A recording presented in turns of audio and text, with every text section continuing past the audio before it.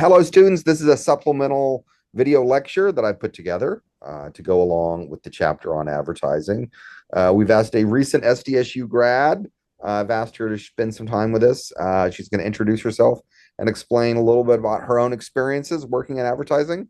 So, Jessica, take it away. Thank you, Professor. So yes, my name is Jessica Arguelles. I also go by Jess. I graduated from the Mass Comm graduate department in 2024. And right now I'm working as a paid advertising specialist at Furbo Pet Camera, where I do a lot of Facebook, Meta, TikTok, all of those kind of growth media ads. But then I also do some advertising research in terms of the paid ad sector as well. Furbo pet camera. Yeah. They Who, toss treats and they give you alerts when your dog barks or your cat meows. It's a very interesting company to work at. It's definitely fun to make ads that have dogs and cats in them. I mean, I'm pretty lucky in that, but I would say it's one of the more fun in-house brands to work for. okay, so what are kind of some of the things you do on a day-to-day basis? Yeah, I would say a lot of the times I spend my day going through the different campaigns we may have. Prime Day is really big for companies that sell e-commerce products direct to customer. Holiday, Black Friday, Mother's Day, etc. I go in and I am either creating new campaigns where I'm requesting the creative from graphic designers.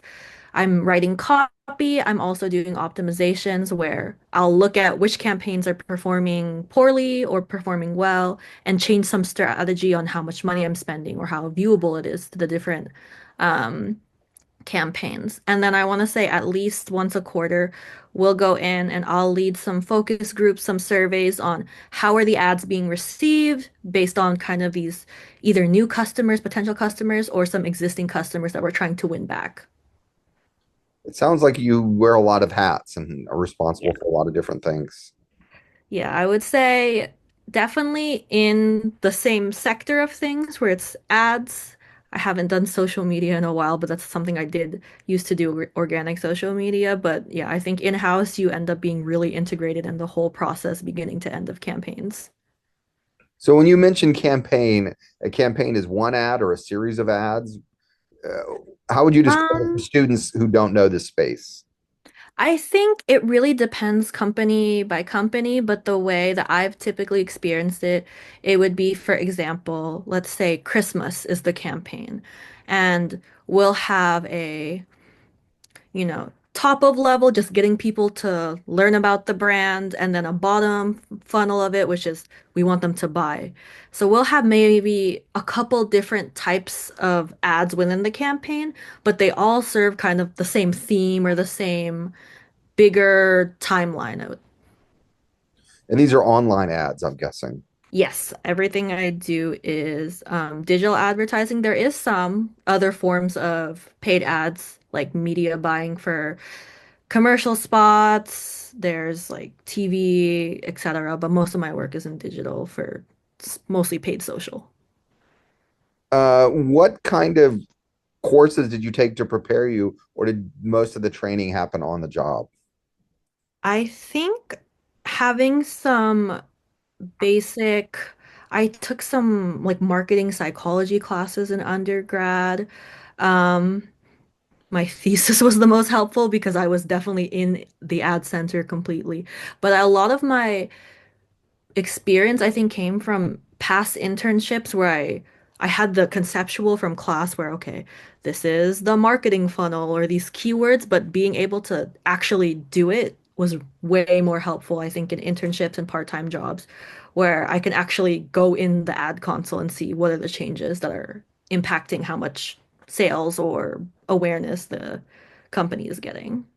When you're monitoring sort of these online campaigns, what are the kind of metrics or data that you're looking at? Is it just impressions? Is it number of users? Is it time spent on an ad? What are the different metrics?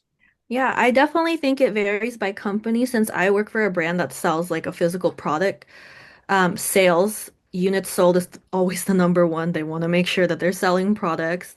Other things we look at is, for example, something called CPA, cost per acquisition, where we're looking at how much spend over the sales is occurring. We want to make sure it's the most efficient campaign. Did we spend a bunch of money and it only sold two items? Like that would probably be a poor campaign. And then we'll also look at metrics like leads. Did they click on things?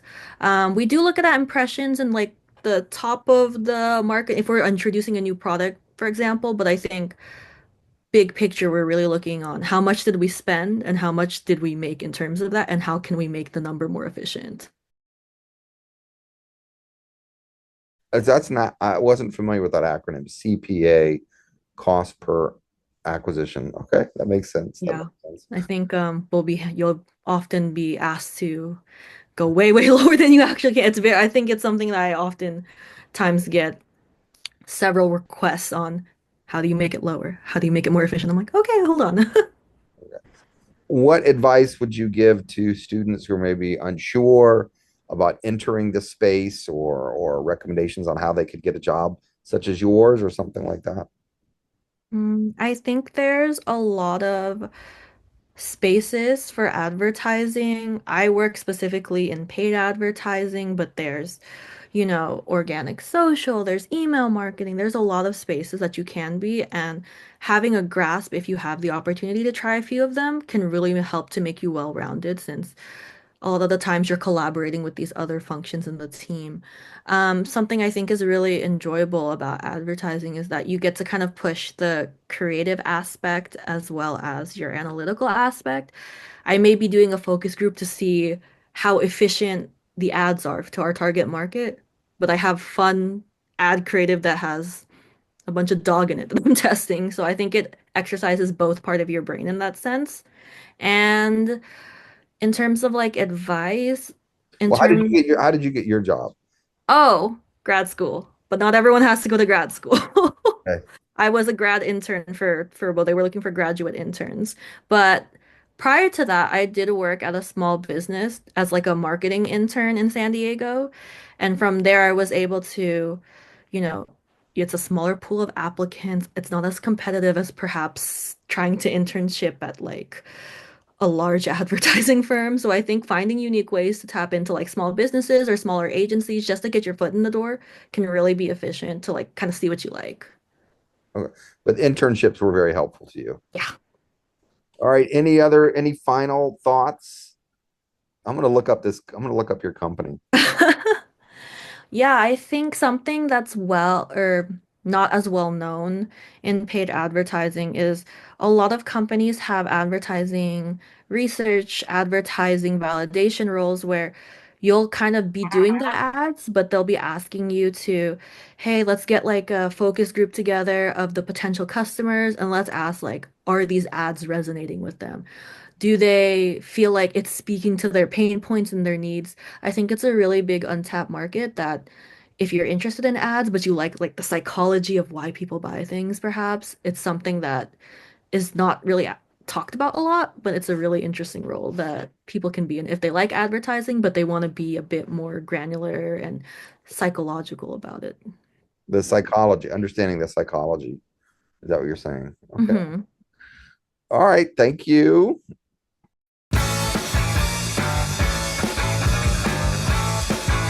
Hello, students. To supplement my video lecture on advertising, I've asked a recent grad who remembers me. She had me when she was a student here at SDSU. I'll let her introduce herself and then explain a little bit about what you do, Victoria. Okay. Hi, my name is Victoria. Like Professor Arsenault said, I'm a recent graduate, and currently I am a social media manager slash brand manager for a local pet store here in San Diego called IB Pet. What kind of things do you do at your current job? Definitely I do a lot of content creation. So whether I do like videos specifically promoting different kinds of products, different things that we have at the store, behind the scenes of like what we do at the store. And then on top of that, I help create graphics to go alongside with those videos or just certain things. Like if it's Labor Day weekend, it'll be like a little picture about that. Um, And that's a little bit what I do besides the email marketing. I wear a lot of different hats at that current job. So when you do these different ads and create different campaigns, how do you measure the success or know how many people they've reached? Of course, Instagram usually has their own insights. Typically, I divide mine by the engagement rate of that particular post. I know a lot of people like to divide by the amount of followers that they have. But just from my experience with my internship, I've just always done it by particular post. So usually an engagement rate, you always want to shoot for anywhere 0.5 to 1%. Growth, of course, anywhere around that same range, 1 to 2%. Um, Between each week is kind of like where I like to aim. But I usually use like Google Sheets and kind of just set it up. It's not too much math. That's a lot of people's concern sometimes going into this field, like whether or not there might be a lot of analytic data and it's super techy. It's Google Sheets or Excel. You just got to know the functions and they're super easy to Google. When you mention 1 or 2% growth, is that number of subscribers or followers or? Yeah, it's usually followers and like shares and clickable links from your bios. Okay. How did you find this current position? I actually was a undeclared person. And I started an Instagram for my dog, and that's how it all started back in 2019. And it kind of took off, and I started working with a lot of different brands. And from there, I kind of just used them as a mentor to kind of find my way. And my mentor recommended for me to like go through marketing or advertising or journalism. And that was the route that I went through. Oh, wait a minute. The brands reached out to you and said, would you use your Instagram account that you just created to kind of promote us? Yeah, so I would get a lot of different treat companies. There's a local brand here in San Diego called Scouts Honor. So they have like different shampoos and conditioners. So I would usually make videos and sometimes like pictures that I use with my own camera, showcasing the products and how I use them in my day-to-day life with my dog. Okay. All right. Pretty interesting. Yeah. Uh, have you ever been asked? I'm just going to ask you maybe a sensitive. Yeah, Have you go ever been ahead. asked to promote something that you didn't agree with or you thought was maybe sketchy? Yes, 1000%. Um, there's definitely been a product that I didn't like, but I mean, I kind of just did it to kind of build my portfolio. But I think now I'm at that point where I will say no. There is a couple brands that have reached out, and I think just morally for me and what I stand for, I just now I'm like rejection's redirection. So you don't have to say yes to anything. What advice would you give students because they're taking this class, so they're still students, if they wanted to do something similar to what you're doing or maybe get an entry level job in advertising? How could they do that? I would definitely network. I hated when people told me this in college because I didn't know what I guess what that really meant at the time. I thought that just really meant like going and annoying people.